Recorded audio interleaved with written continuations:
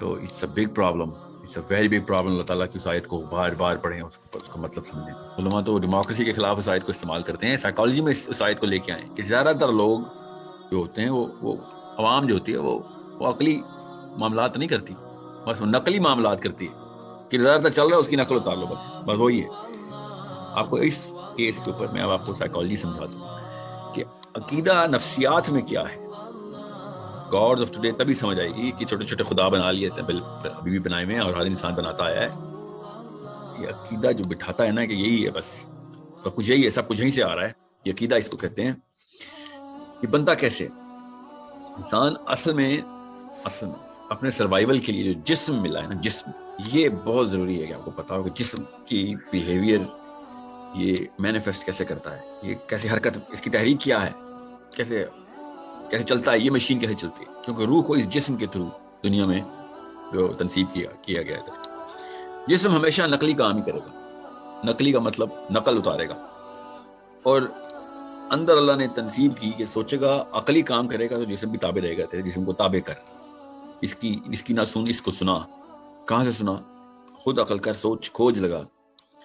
ہم زیادہ تر لوگ ہمیشہ وہی کام, بچپن سے ٹریننگ ہوتی ہے ہماری. تو اللہ تعالیٰ نے دیکھیں کیا نظام بنایا کہ جب انسان بالکل ہی ویک تھا نا, اس کا دماغ بنا ہی نہیں ہوا تھا, تو اس کو دنیا دکھائی گئی, دنیا میں آیا وہ, اس نے ماں باپ نے اس کو انسٹرکشنل مینول دیے, انگلی اٹھا کے بات کرتے تھے اما ابا, یہ کرو یہ کرو یہ کرو یہ کرو, تو اس کو سننے کی عادت ہو گئی. ظاہر ہے اس کو پتا تھا جب اما کی بات مانتے تھے, ابا کی بات مانتے تھے, بچت ہو جاتی تھی, نہیں مانتے تھے تو ہاتھ جل جاتا تھا, سر پھٹ جاتا تھا, گھٹنے چھل جاتے تھے. تو آہستہ آہستہ بچہ نا سمجھنا یہ شروع کر دیتا ہے کہ جو یہ لوگ بڑے لوگ کہتے ہیں نا, بس یہی ہے اصلی حقیقت. بچپن سے ٹریننگ ہے. پھر اللہ تعالیٰ اس کو 12ویں 13ویں سال میں اس طرح کی دماغ کے اندر کچھ ایسے خانے کھولتے ہیں کہ وہ خود سوچے. اگر یہ خانہ بچپن میں ہی کھل جاتا, ٹھیک ہے, تو پھر شاید کبھی بھی کسی کو بھی یہ سمجھ نہ آتی کہ اصلی حقیقت کیا ہے. جب بچہ اپنے ماں باپ سے انڈیپینڈنس کی ایج میں آتا ہے نا, 13ویں 14ویں سال میں, جب اموشنلی ڈیپینڈنٹ نہیں ہوتا, کھانے پینے کا انتظام خود بھی کر لیتا, بھوک لگتی ہے تو خود ہی فریج کھول کے کھانا کھا لیتا ہے, دوستوں کے تھرو خود بحث مباحثے کرتا ہے, تب دماغ بھی اللہ نے بنانا شروع کیا. جب وہ اپنے ہاتھ پیر مضبوط کر چکا تھا اتنے کہ وہ خود کچھ سوچ سمجھ سکے, خود انڈیپینڈنٹ ہو جائے, تب اللہ نے اس کو سوچنا سمجھنے کی یہ والا پری فرنٹل کورٹیکس دیا. اگر یہ بچپن میں مل جاتا تو میں بتا رہا ہوں پھر شاید جو 1% بچے ہیں نا اس وقت, وہ بھی نہ بچتے. یہ اس پورے معاملے کو سمجھیں کہ جب بچہ بڑا ہو رہا ہوتا ہے تو اس کو تابع رہنے کی مجبوری ہوتی ہے. جب وہ بڑا ہوتا ہے تو تابع رہنا اس کے لیے ایک ناسور بنتا ہے, ایک بیماری بن جاتا ہے.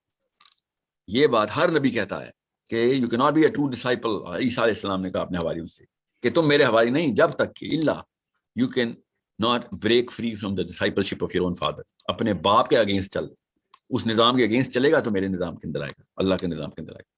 یہی ابو جہل نے پھر نبی علیہ السلام سے کہا کہ تجھے زیادہ پتہ چل گیا میرے باپ اور دادا سے, تو ہماری عمر کا ہے تو تجھے ہمارے باپ دادا سارے غلط تھے. سوچیں ذرا کس طریقے سے بچے کو اللہ تعالیٰ بڑا کرتے ہیں اس عمر میں جا کے. جب وہ انڈیپینڈنٹ ہوتا ہے, ایموشنلی انڈیپینڈنٹ ہوتا ہے, فزیکلی انڈیپینڈنٹ ہوتا ہے, تو اللہ تعالیٰ اس کو مینٹل انڈیپینڈنس دینے کی مشین شروع کر دیتے ہیں. کوئی دیکھ نہیں رہا اس مشین کو, یہ مشین ہمیں اسی لائف سائیکل میں بس پیچھے مڑ کے اپنی لائف کو دیکھیں, سب کچھ نظر آئے گا. لوگوں کو, بچوں کو دیکھیں, انسانی ارتقاء کو دیکھیں جو کہ گھر کے اندر سے نشوونما ویکیسٹ سے اسٹرانگیسٹ کا سفر کرتی ہے. جب آپ بچپن سے ٹرین ایسے ہی ہوئے ہوتے ہیں کہ بھائی جو چل رہا ہے وہی کرنا ہے ورنہ تو چوٹ لگے گی, تو آپ بڑے ہو کے بھی وہی شروع کر دیتے ہیں کہ جو چل رہا ہے وہی کرنا ہے ورنہ تو چوٹ لگے گی. اس لیے آپ کو اس آیت کا مطلب سمجھ آیا کہ زیادہ تر لوگ گمراہی پہ ہی ہوتے ہیں. اب زیادہ تر لوگ وہی ہوتے ہیں جن کو ہم ان کا ریلا پیچھے پکڑ لیتے ہیں, ہم بھی ان کا ایک اپنا سارا نظام اسی کے اندر اسٹیبلش کرتے ہیں. اس لیے ان شعور والوں کی ویلیو اتنی بڑھ جاتی ہے کہ جو اس ریلے کے اندر سے سر اٹھا کے ادھر ادھر دیکھتے ہیں کہ یہ کون ہے, کہاں جا رہے ہیں, کس نے شروع کیا, ان کو کسی کو پتا بھی ہے کہاں جا رہے ہیں, یہ تو بھیڑیں ہیں, آواز لگی ہے کہیں سے بس چلنا شروع کر دیا. اگلی بھیڑ کو پتا بھی نہیں کہاں لے کے جا رہی, اس کو یہی نہیں پتا کہ وہ اگلی بھیڑ ہے. یہ فرق ہے انسانوں اور بھیڑوں میں.